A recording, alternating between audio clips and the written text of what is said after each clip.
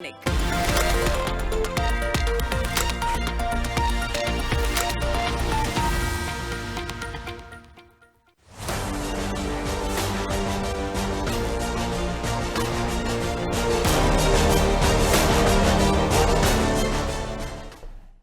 नमस्कार, मैं हूं आपके साथ अभिषेक। आप देख रहे हैं छत्तीसगढ़ बात। हमारे साथ आज बात होगी छत्तीसगढ़ में कांग्रेस की वोट छोड़ गद्दी छोड़ वाली राजनीति को लेकर, जहां सभा के बहाने या कांग्रेस में एकता का प्रदर्शन हो रहा है। छत्तीसगढ़ के बिलासपुर में कांग्रेस की वोट छोड़ गद्दी छोड़ सभा के मंच पर छत्तीसगढ़ कांग्रेस के तमाम नेता इकट्ठा तो हुए, लेकिन एकता प्रदर्शन के इस प्रयास में भी कांग्रेस का मंच आपसी छींटाकशी से बच नहीं पाया। कुछ समय पहले नेता प्रतिपक्ष चरणदास महंत ने कहा था कि सांप और बिच्छू जितने होते हैं उतने ही चमचे भी होते हैं। मंगलवार को पूर्व कांग्रेस मंत्री डॉक्टर शिव कुमार डहरिया ने बिलासपुर में कांग्रेस की वोट चोर गद्दी छोड़ सभा के मंच से चरणदास महंत पर एक तरह से तंज कसते हुए कहा कि हम किसी नेता के चमचे नहीं, कांग्रेस के कार्यकर्ता हैं। डहरिया के अलावा भी कई नेताओं के बयान चर्चा में रहे हैं। यानी जो मंच वोट चोरी के मुद्दे पर केंद्र और राज्य सरकार को घेरने के लिए था, वहां भी गुटबाजी का कहीं ना कहीं एक स्पेस बनता दिखा है।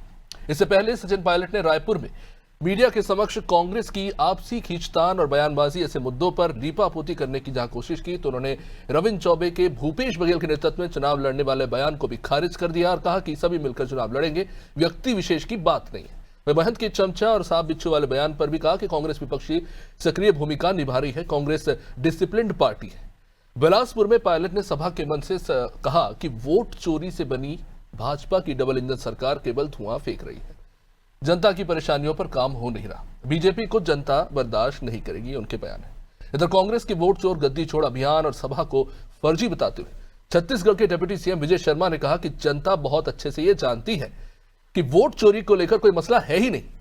राहुल गांधी ने शगुफा उठाया हुआ है और कांग्रेस उसके पीछे पीछे चल रही है। अब आपको बता दें कि बिहार चुनाव से पहले कांग्रेस ने वोट चोर गद्दी छोड़ का एक महाअभियान पूरे देश में चला रखा है। इसकी प्रभावशीलता का आकलन बिहार के चुनावी परिणामों से ही शायद होगा, लेकिन छत्तीसगढ़ में ऐसे अभियानों के बाद भी कांग्रेस का एकजुट हो पा रही है। और वोट चोर गद्दी छोड़ अभियान के बहाने कांग्रेस की एकजुटता का प्रयास आखिर कितना सफल होगा, तमाम पहलुओं पर चर्चा होगी। उससे पहले बयानों पर एक नजर। आज हमारी पार्टी ने जो राहुल गांधी जी ने प्रेस कॉन्फ्रेंस कर पूरे देश के सामने जो एक तथ्य रखा था, और विशेष रूप से उन्होंने कर्नाटक के अंदर जो वोट चोरी का प्रकरण था वो तथ्यों के सहित, प्रमाण के सहित जनता के बीच रखा।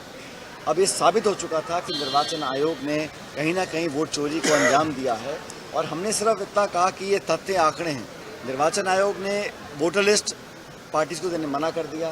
कांग्रेस ने जब वोटर लिस्ट मांगी, हम कोर्ट में गए, कोर्ट ने आदेशित किया, तब निर्वाचन आयोग ने अपना कानून इंटरनली बदल दिया कि हम वोटर लिस्ट नहीं देंगे। तो वोटर लिस्ट ना देना, सीसीटीवी फुटेज जो पोलिंग बूथ की है वो 45 दिन में नष्ट करना, ये स्वयं जो निर्णय ईसी ने लिया, ये सारे संकेत करते हैं कि मामले में कुछ गड़बड़ी है। और जैसा राहुल जी ने कहा, बहुत जल्द वो एक बड़ा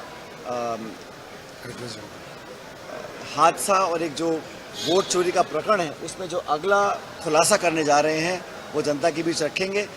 आज हम लोग पूरे प्रदेश स्तरीय सम्मेलन कर रहे हैं बिलासपुर के अंदर।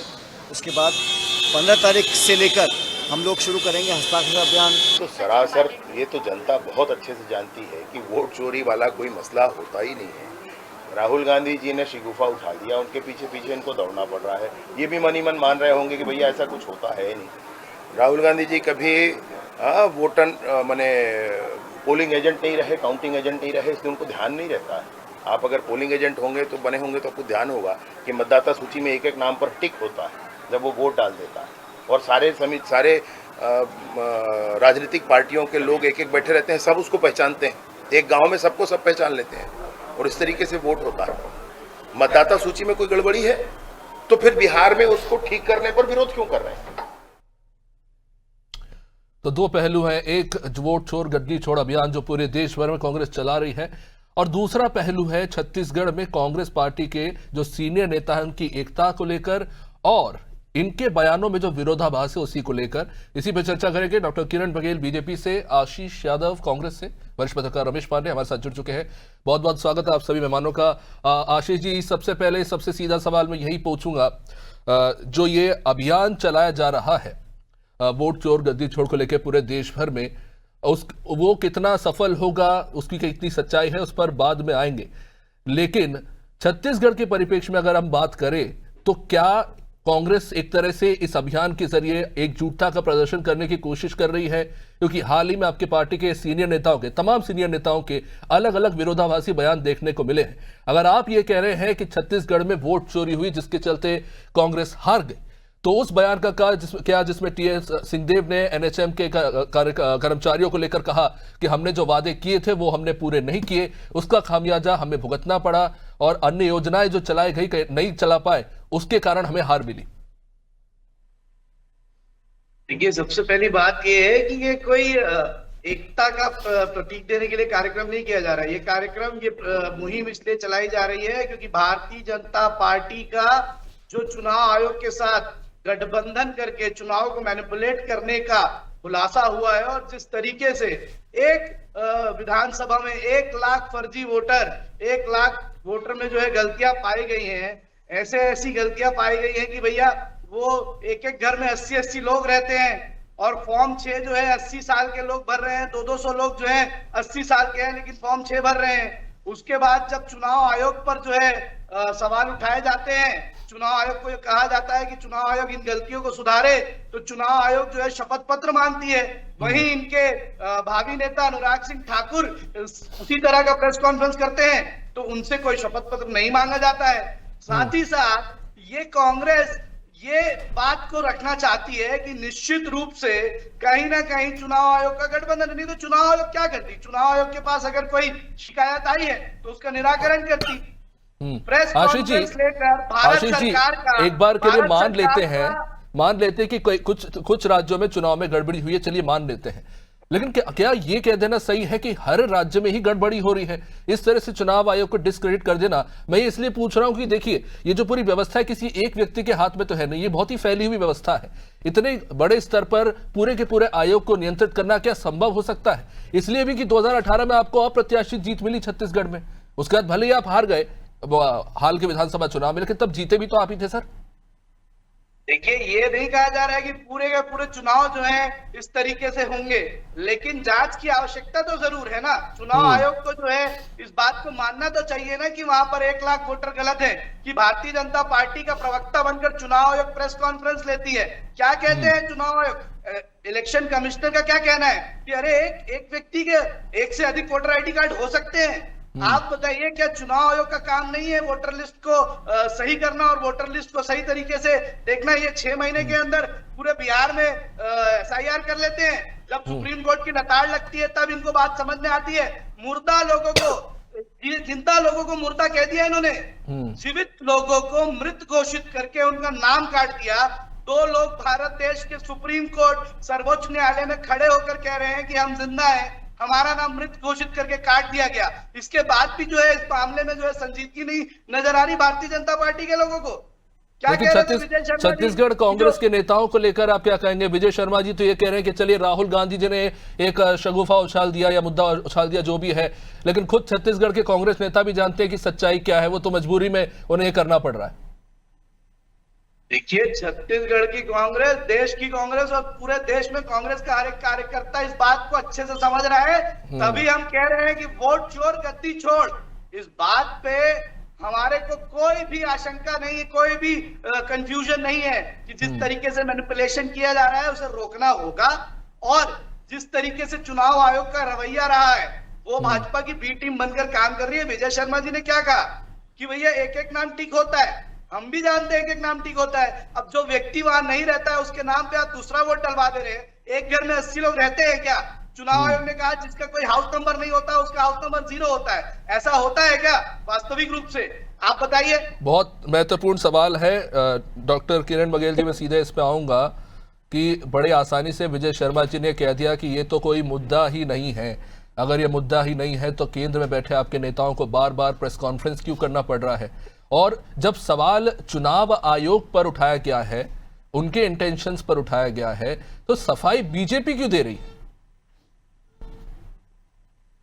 देखिए अभिषेक जी, आपको मैं सिलसिलेवार बात बताती हूँ। अगर चुनाव आयोग पे प्रश्न चिन्ह उठा रहे हैं ये, तो जब SIR बिहार में हो रहा है तो राहुल गांधी इसका विरोध क्यों कर रहे हैं?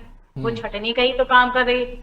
ये अपने ही बात पे कायम नहीं है, कहीं पे उसका विरोध करते हैं, कहीं पे जब नहीं, पर SIR का विरोध नहीं हुआ, एसआईआर की टाइमिंग का विरोध हुआ और उसकी प्रोसीजर का विरोध हुआ, टाइम और प्रोसीजर को लेकर सवाल उठे। वही बोल रही हूँ, ये शायद क्योंकि बूथ तक गए नहीं तो इनको प्रक्रिया भी नहीं पता। Abhishek ji, BLO 2 BLO 1 form भरवाते हैं वो लोग, उसके बाद एक प्रक्रिया होती है जिसपे दावा आपत्ति भी किया जाता है।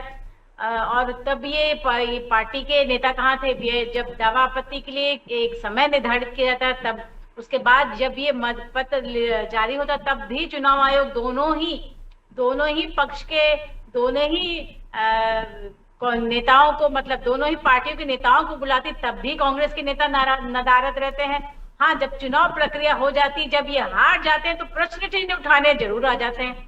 आपको नहीं, पर आशीष जी ने जो सवाल उठाया कि एड्रेस जीरो क्यों होता है, जी मैं आ रही हूँ आपकी बात पे। 2014 में भाजपा अपना सर्वश्रेष्ठ प्रदर्शन करके केंद्र की सरकार पे आई, जीत हासिल की थी सबसे ज्यादा सीट के साथ 2014 में। तब केंद्र में किसकी सरकार थी? मनमोहन जी की। तब वोट चोरी कैसे हुआ? हम वोट चोरी करके आए थे। उसका सबसे अभी 3 बार का हमारे जो टेन्योर है मोदी जी का 14 से लेकर अभी सबसे खराब प्रदर्शन इस वर्ष रहा हमारा। तो हमारी तो सरकार थी, वोट चोरी हम उस समय भी कर सकते थे। हम वायनाड से प्रियंका गांधी को वोट चोरी करवा सकते थे, राहुल गांधी को वो सदन में घुसने नहीं देते। अगर कांग्रेस शासित प्रदेश की बात कर लूं, कर्नाटक की बात करूं, हिमाचल की बात करूं, तो ये वहां पे हमने वोट चोरी क्यों नहीं की? अरविंद केजरीवाल की 15 साल की सरकार थी, हम उस समय भी वोट चोरी कर सकते थे क्योंकि केंद्र में हमारी मेजोरिटी की सरकार थी। ये जो सवाल उठे हैं अभी, इनके नेता का काम क्या है, राहुल जी का काम क्या है? अभी बीच में इन्होंने पेगासस करके हल्ला किया, पूरे भारत को हिलाने का काम किया, विश्व को हिलाने का काम किया, नतीजा क्या निकला? 0। तो समय समय पर इनके नेता एक शगुफा छोड़ के अपने छुट्टी बनाने चले जाते हैं। अभी भी हम सुन रहे हैं, लेकिन किरण बघेल जी देखिए, ये जो एड्रेस वाला मामला है जीरो का, ये तो एक बड़ा मुद्दा बना था। इनफैक्ट प्रेस कॉन्फ्रेंस करके वो और बड़ा ब्लंडर कर दिया इलेक्शन कमीशन ने कि और अब ये जानकारी मिल रही है कि जीरो नंबर को एक नोशनल नंबर की तरह यूज नहीं किया जाएगा। इसको भी लेकर अब चर्चा चल रही है। तो अगर ये सवाल उठा तो अब बदलाव भी देखने को मिल रहा है। ये सवाल तो वाजिब सवाल है, कहीं नुकसान तो आपको भी हो सकता है ना। हो सकता है कि कहीं कांग्रेस भी साजिश रच रही हो। आप लोग क्यों नहीं सवाल कर रहे इन चीजों को लेकर? सुप्रीम कोर्ट के पास जाए, जांच का विषय ये मुझे लगता है न्यायिक प्रक्रिया की जांच की बात है, तो जांच होने दीजिए। तो सुप्रीम कोर्ट ने अब बोल तो दिया कि आधार कार्ड भी अनिवार्य है। अभिषेक जी, कांग्रेस का ये हिस्ट्री रहा है, हमेशा से प्रश्न चिन्ह उठाए हैं ये नहीं। लेकिन किरण जी, एसआईआर को लेकर बीजेपी बड़ी कॉन्फिडेंट नजर आ रही है। उसी एसआईआर को लेकर सुप्रीम कोर्ट ने सीधे तौर पर बोल दिया है कि 12वें डॉक्यूमेंट के तौर पर आधार कार्ड भी इस्तेमाल हो सकता है। तो ये तो पूरा मामला ही एसआईआर का खारिज हो गया, क्योंकि आप तो कह रहे थे कि आधार कार्ड कोई भी बनवा सकता है, कोई भी घुसपैठिया बन सकता है। वही तो मैं कह रही हूँ। देखिए, अगर आप वोट चोरी की बात करें अभिषेक जी, क्या यह संभव है कि एक आदमी 2 जगह वोट डालने जा सकता है? अभी इनके नेता पवन खेड़ा की वाइफ का 2 जगह एपिक नंबर जारी हुआ, तो क्या वो भी वोट चोरी का मामला है? उस पर ये सफाई नहीं देते। इनकी सोनिया गांधी डुअल सिटीजनशिप लागू होने के बावजूद वहां के सिटीजन, इटली के सिटीजन होते हुए भी भारत में वोट डाल रही थी, उसके बारे में ये कुछ नहीं कहेंगे। कुल मिलाकर ये पहले से ही घबरा गए हैं आने वाली हार को लेके, चाहे बिहार के चुनाव हो या आने वाले चुनाव को लेके पहले से ही ये घुटने टेक चुके हैं। यही कारण है कि वोट चोरी का बात कर रहे हैं। और रही बात छत्तीसगढ़ कांग्रेस की आज के प्रदर्शन की बात करें अभिषेक जी, आपने बिल्कुल सही ठीक कहा कि आज भी ये मंच पे अपनी एकरूपता, एकजुटता नहीं दिखा पाए। बिल्कुल, मैं भी शिव डहरिया जी का भाषण सुन रही थी, उन्होंने पूरी तरह तंज कसा है चरणदास महंत जी को। अब देखिए, इतने बड़े मंच से जहां पे तो एकरूपता की बात लानी थी, संगठन की बात लानी थी, वहां भी एक दिलचस्प बात है। कांग्रेस के नेता द्वारा, सीनियर नेता के द्वारा पार्टी के कार्यकर्ता को चमचा कहने पर बीजेपी ने आपत्ति जताई थी। खैर, रमेश जी, मैं आपके पास आना चाहूंगा। क्या ये जो वोट चोर गद्दी छोड़ इस मुद्दे के जरिए क्या छत्तीसगढ़ कांग्रेस में, क्योंकि अभियान तो तमाम राज्यों में चल रहा है, लेकिन जिस तरह से हम देख रहे हैं, क्या कांग्रेस को एकजुट करने की, एक नई ऊर्जा का संचार करने की कोशिश हो रही है? क्योंकि हाल फिलहाल में जो बयानात आए उससे दिखता है कहीं ना कहीं सीनियर नेताओं में काफी ज्यादा टकराव है। उनके बयानों से तो कम से कम यही लगता है। अभिषेक जी, मैं एक छोटी सी जानकारी आपसे लेना चाहूंगा, फिर मैं विस्तार से बोलूंगा। आप भारत देश में चुनाव की प्रक्रिया कब से देख रहे हैं? सर, मोटा मोटी तो कैसे सर, मैंने पहली बार मेरे ख्याल से मैंने वोट दिया था जब वोटर आईडी कार्ड बनाया था, मेरे ख्याल से मैं 21 साल का था, तब की बात है ये। तो तब मुझे समझ में आया कि ये प्रक्रिया किस तरह से काम करती है। और हाँ, बहुत जटिल है, बहुत जटिल है, मेहनत वाला काम है वोटर आईडी कार्ड बनवाना। मैं सर कुछ कहना चाहता हूँ। किस वर्ष से आप वोटिंग देख रहे हैं? अब देख रहे हैं बचपन से, वैसे मुझे एग्जैक्टली कोई ईयर नहीं पता है। 90 से अभिषेक जी, मैं डिस्कनेक्ट हो गया था, फिर से कुछ कहना चाहता हूँ। जी मैं आपके पास आऊंगा आशीष जी। रमेश जी काफी देर से सुन रहे हैं, उनको सुनिए जी।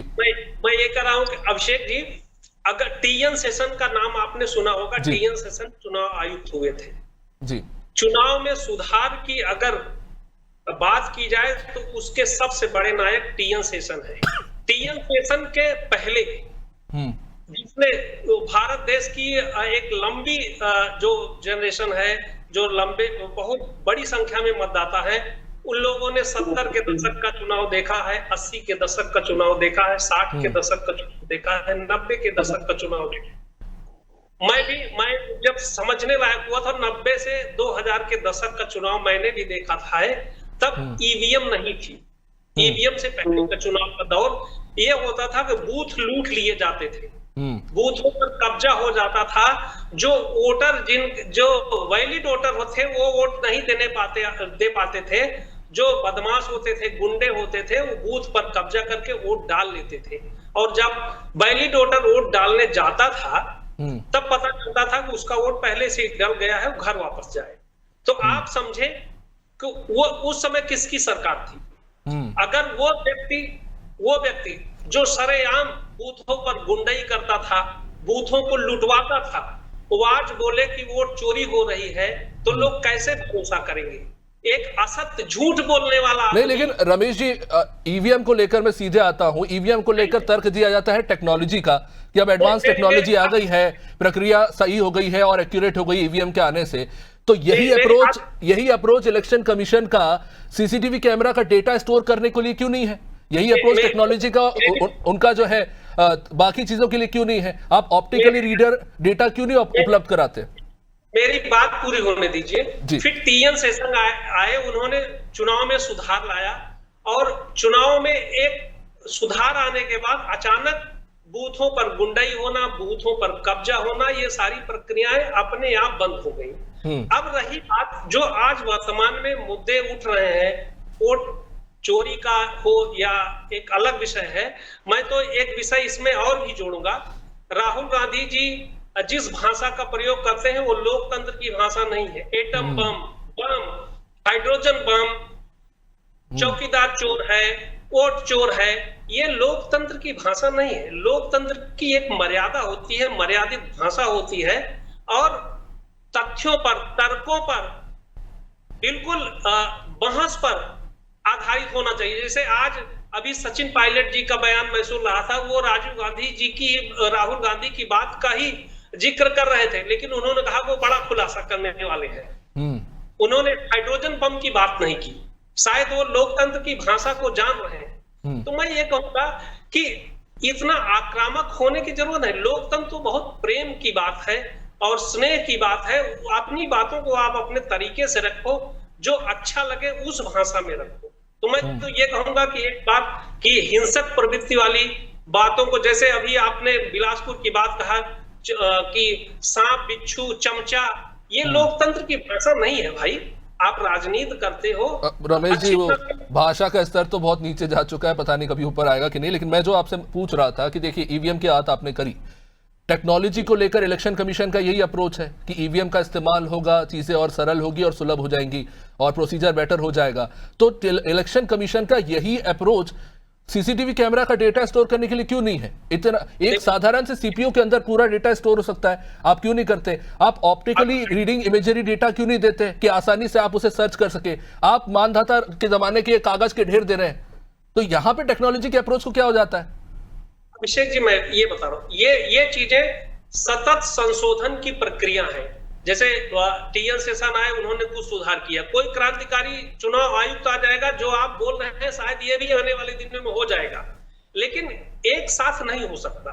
मैं ये कहता हूं कि क्या वो अप्रोच दिखता है? ज्ञानेश कुमार जी कह रहे हैं कि क्या हम अपनी बहू बेटियों का सीसीटीवी फुटेज दिखाएंगे? ये कितना इररिस्पॉन्सिबल स्टेटमेंट है। खैर मैं अभी हाल ही में अभी एक्स इलेक्शन कमिश्नर्स के स्टेटमेंट आए और उन्होंने भी सीधे तौर पे ये कहा है कि इलेक्शन कमीशन का, मैं आपकी बात से सहमत हूं, राहुल गांधी की भाषा जो है शायद वैसी नहीं होनी चाहिए, लोकतांत्रिक भाषा नहीं है, लेकिन इलेक्शन कमीशन का जो अप्रोच होना चाहिए वो आज नहीं है। मैं उन्हीं के वर्ड्स कोट कर रहा हूं, उन्होंने कहा कि there are 3 things, purpose, principle and procedure, और इन तीनों मामलों पर सवाल उठे हैं। क्या उस पर इलेक्शन कमीशन को साफ होकर बाहर नहीं आना चाहिए? मामला ही खत्म हो जाएगा साहब, वोट चोर गद्दी चोर का। क्या आप साबित कर दो कि राहुल गांधी झूठ बोल रहे हैं? इलेक्शन कमीशन का जो भी जिम्मेदार अधिकारी हैं, आयुक्त हैं, वो उनके कुछ एक्ट मुझको भी पसंद नहीं है। वो अनावश्यक इस तरह से एक्ट क्यों कर रहे हैं? उनको सीधे अपनी प्रक्रिया पे आना चाहिए।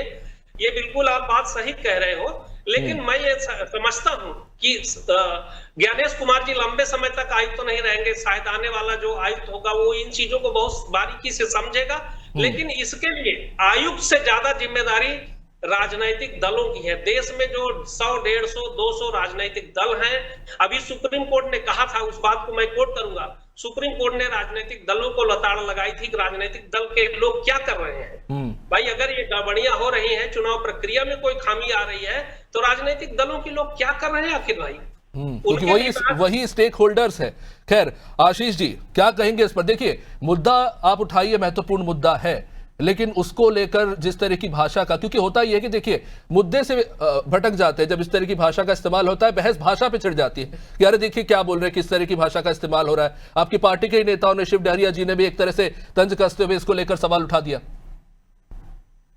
ये भाषा का उपयोग सही होना चाहिए, और भारतीय जनता पार्टी की तरफ से भी भाषा का उपयोग कुछ सही नहीं होता है। 65 लाख की गर्लफ्रेंड से लेकर जो है विधवा क्या क्या नहीं हमने सुना है, और केवल मीडिया और चुनावी मंचों पे नहीं, हमने तो संसद में भी सुना है। छोड़िए वो सब बातें, जाने दीजिए। मैं किरण दीदी से बात हो रही थी, तो किरण दीदी की बात का जवाब देना चाहता हूं कि बिहार में 65 लाख लोगों का नाम कटा, तो भारतीय जनता पार्टी के कितने बीएलओ ने जो है जाके आपत्ति दिखाई, और ये 65 लाख नाम जो है वो चुनाव आयोग इनकी सूची क्यों नहीं दे रहा था? सुप्रीम कोर्ट की लताड़ लगने के बाद ये सूची क्यों आती है? और ये बता दूं मैं आपको किरण जी कि केवल एक बीएलए केवल 12 नाम जो है या तो कटवा सकता है या जुड़वा सकता है, जो है 1 लाख नाम किसी बीएलए के बस का नहीं है। उसके अलावा मैं आपको ये बता दूं कि निश्चित रूप से ये बताइए कि जो आप सीसीटीवी का मुद्दा उठा रहे थे, क्यों सीसीटीवी डेटा जो है 45 दिन में नष्ट किया जा रहा है?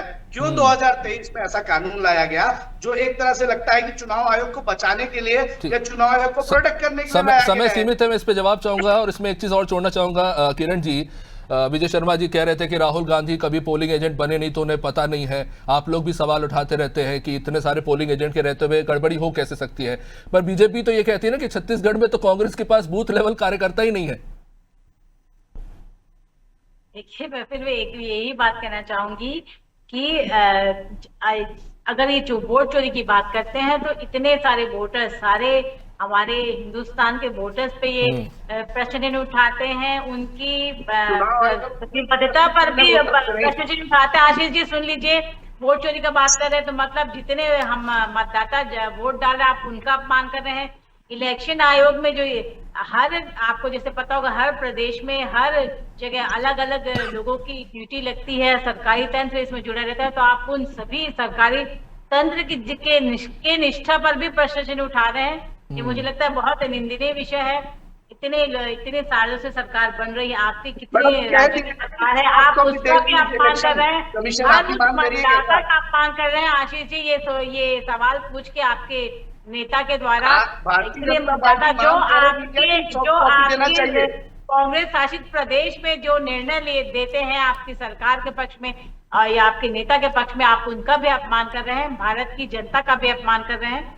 मुझे लगता है इनके नेता जो अभी हाल ही में छुट्टी मनाने के, मुझे लगता है इनको छुट्टी मनाना ठीक है, देखना होगा इस मामले में दूध का दूध और पानी का पानी कब होता है। खैर बहुत बहुत शुक्रिया आप सभी का इस चर्चा में जुड़ने के लिए। तो वोट चोर गद्दी छोड़ अभियान छत्तीसगढ़ में भी सक्रिय तो हुआ है, इस अभियान का जनता पर कितना प्रभाव है और क्या ये जो अभियान उठाया गया है उसके क्या कुछ राजनीतिक नतीजे कांग्रेस के पक्ष में जाते हुए नजर आएंगे, तमाम सवाल है। उम्मीद है बिहार चुनाव के नतीजों के बाद चीजें स्पष्ट हो जाएंगी। देखते रहिए अनादि टीवी। नमस्कार।